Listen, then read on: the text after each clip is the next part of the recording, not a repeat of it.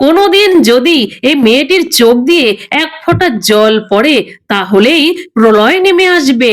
এই ঘটনাটি জানেন কি? এই মেয়েটি হলো নেপালের কুমারী দেবী, সাধারণ মেয়ে নয়। বলা হয় যার ভিতরে দেবী মা স্বয়ং বিরাজমান। আসলে নেপালে কুমারী দেবীকে নির্বাচন করার জন্য 2 থেকে 4 বছরের ছোট মেয়েকে বেছে নেওয়া হয়, তারপর একটি বন্ধ ঘরে রেখে দেওয়া হয় আর ভয়ঙ্কর জিনিসের সামনে রেখে দেয় যেন মেয়েটি ভয় না পায়। যদি ভয় না পায় তাহলে তাকে কুমারী দেবী মান্য করা হয়। বলা হয় কুমারী দেবীর চোখের জল পড়লেই ঘটে যায় ভয়ঙ্কর বিপদ। এমনই একটা ঘটনা ঘটেছিল 2001 সালে। একটি কুমারী দেবী কান্নার পর নেপালের রাজার পরিবারের মৃত্যুর ঘটনা ঘটে। এতেই শেষ নয়, কুমারী দেবী মেয়ের সাথে কেউ বিয়েও করতে চায় না। বলা হয় এই কুমারী দেবী মেয়ের সাথে কেউ বিয়ে করলে তারই হবে ভয়ঙ্কর বিপদ।